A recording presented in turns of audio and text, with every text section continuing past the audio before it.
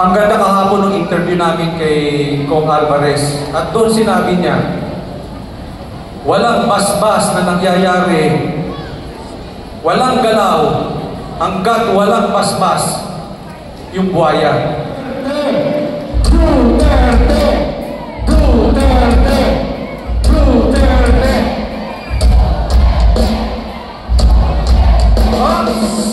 Stop! Quiboloy! Quiboloy! Quiboloy!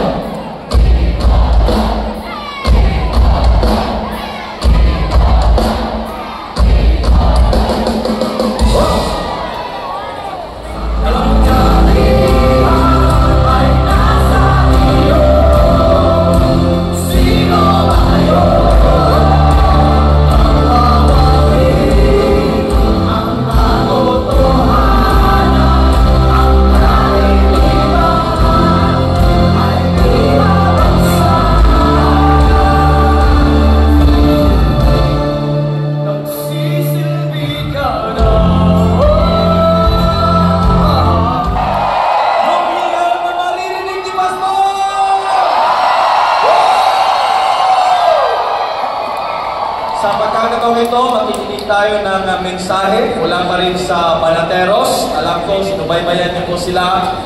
Tatawagin po natin isa sa mga Banateros, si Coach Oli! Duterte! Duterte!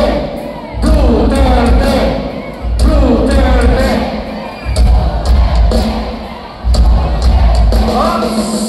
Stop!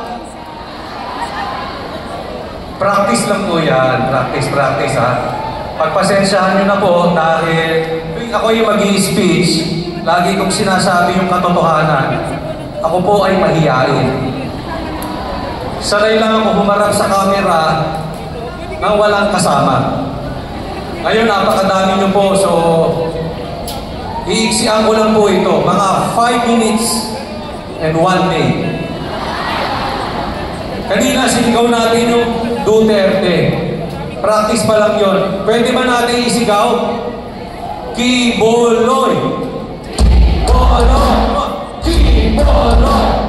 Quiboloy! Quiboloy! Quiboloy!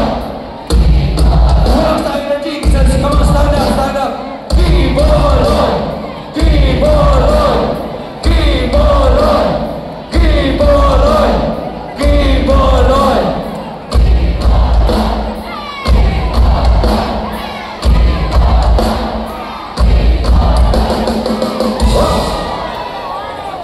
Alam nyo, sa katotohanan, pag nakikita ko ang politika natin, nawawalan ako ng pag-asa. Ito na ang pinakamasamang gobyerno.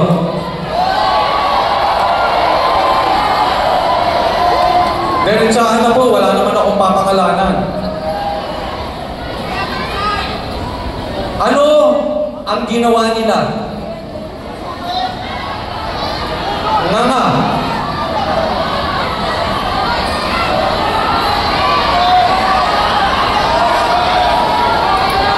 Ops, ganyan kayo ng ganyan ha. Eto, minsan nga gusto kong sabihin kung sakaling makakausap ko si Pastor Kibuloy, gusto kong magpa-hair follicle test. At kung gagawin niya, sana sabay kami. Kailangan na natin ng maayos na gobyerno. Alam nyo, para tayong isang dugo na sinipsip ng vampira. Ubus tayo dito. Kaya ako sa totoo lang, nawawalan ako ng pag-asa. Buti na lang, nag-decide si Pastor Kibuloy.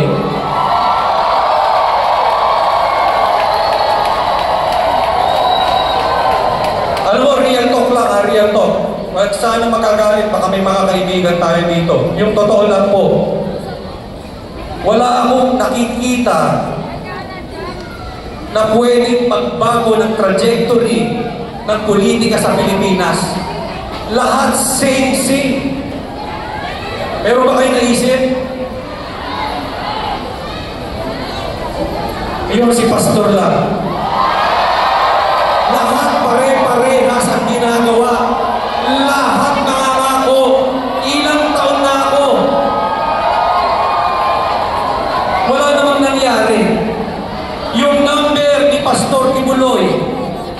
malapit ko nang abutin.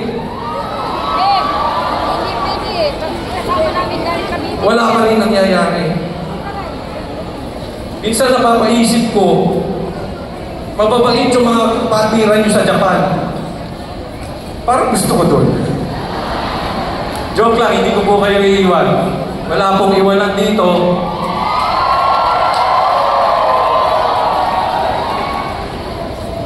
Kahit ipatawag po kami.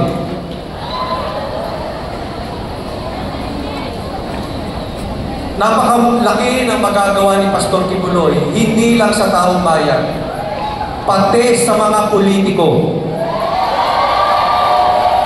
Magkakaroon ng magandang halimbawa.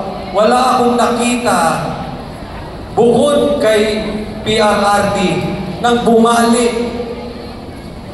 ng tradisyon sa politika. Yung may tapa na ibahin. Hindi umasa sa mga gambling lords, drug lords, at kung ano-ano pang lords. Wala akong nakikita. Sa totoo lang. Tingnan nyo ang nangyayari sa atin.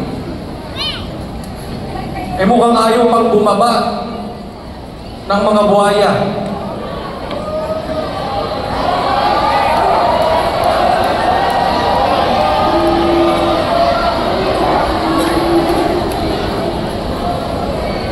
Ang inaasikaso, impeachment.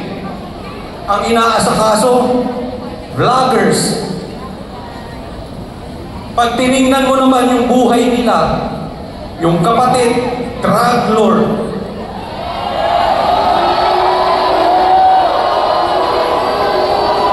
Kaliwat kanan ang properties. Sinisilip yung 125 million. Samantalang sila, ang laki ng kurakot.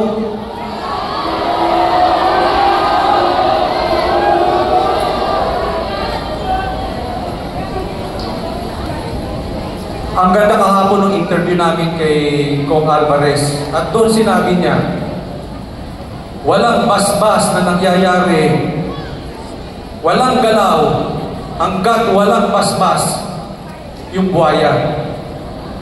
Kaya hindi tayo maayos-ayos eh.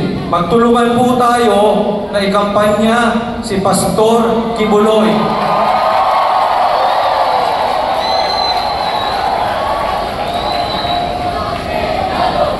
Pastor Ki.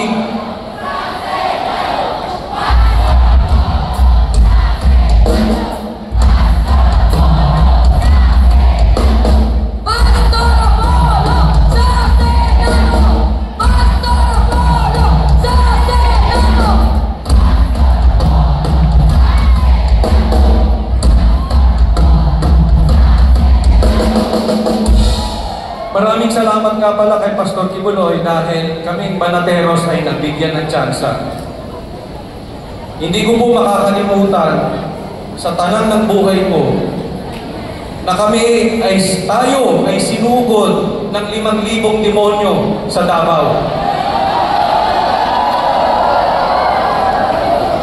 At kasama ko po yung mga workers doon. Eto, hindi ko makalimutan na sabay-sabay kami kumakanta ng praise. Sabay-sabay kami kumakanta ng goodness of God.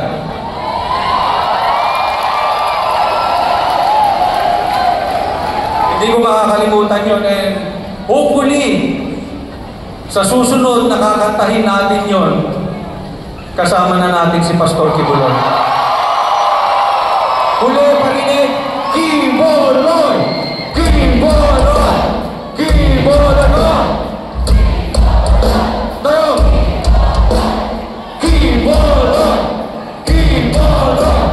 Kibuloy! Kibuloy! Kibuloy! Kibuloy! Maraming salamat po. Magandang hapon po sa lahat. Maraming salamat kay Coach